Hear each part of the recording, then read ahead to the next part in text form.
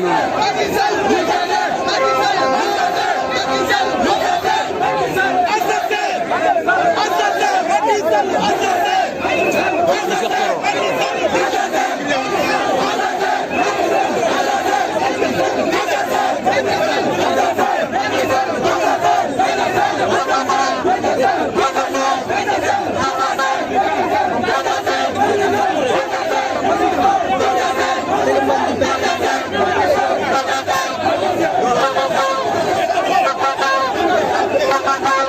Serigne Cheikh Thioro ngi noonu.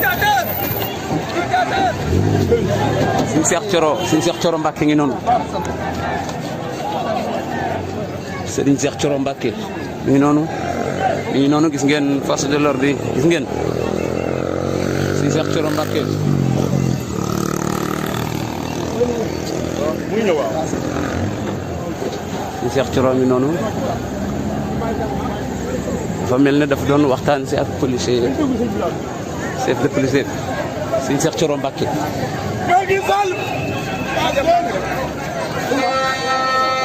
Serigne Cheikh Thioro Mbacké mi ngi noonu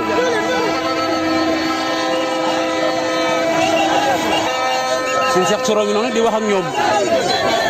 Serigne Cheikh Thioro Mbacké moo ngi noonu di wax ak ñoom tali bi la ñuy wàcc may oto yi ñu mën a def seen liggéey Serigne Cheikh Thioro mi ngi naan leen ñu wàcc tali bi may oto yi ñu mën a def seen liggéey ni mu waree.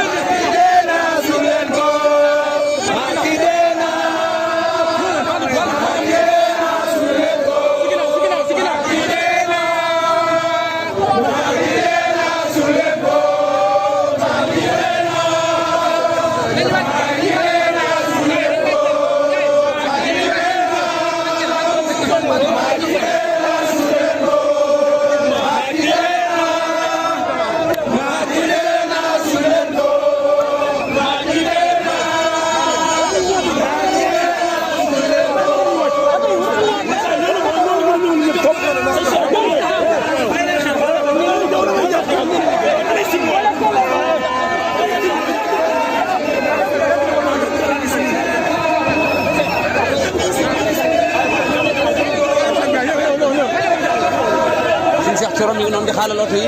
waaye gars yi dañu ne oto yi du jàll ndaxte du ñu nekk seen activité gis ngeen Serigne Cheikh Thioro Mbacké Serigne Cheikh Thioro ngi noonu xaalal na oto yi ñu jàll mën a amal seen activité mbooloo mi bari na lool la ñu ne ko waxee léegi rek gars yi ñu ngi naan oto yi du jàll waaye Serigne Cheikh Thioro dem na ba gisee que chef policier yi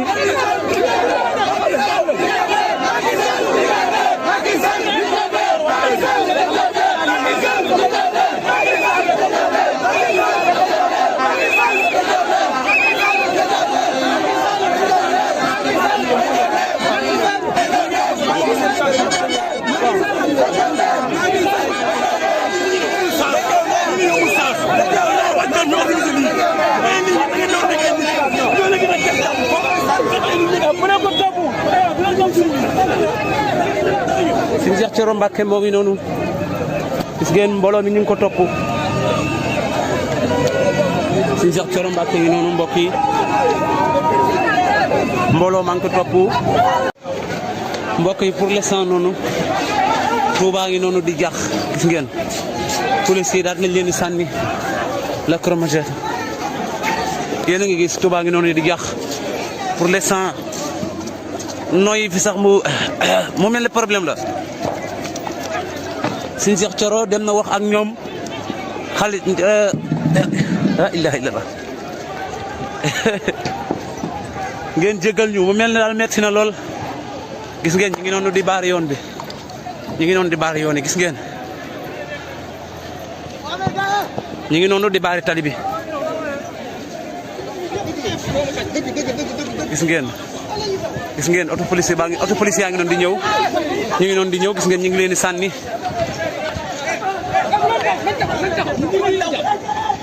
gis ngeen ñi ngi sànni oto police yi ñi ngay daw gis ngeen ñi ngi daw police yaa ngi noonu di daw fii ci Touba fii ci Touba Mbacké police yi daw nañu sànni nañ ay lacrymogène daal di tas mbooloo mi yéen a ko gisanoon doon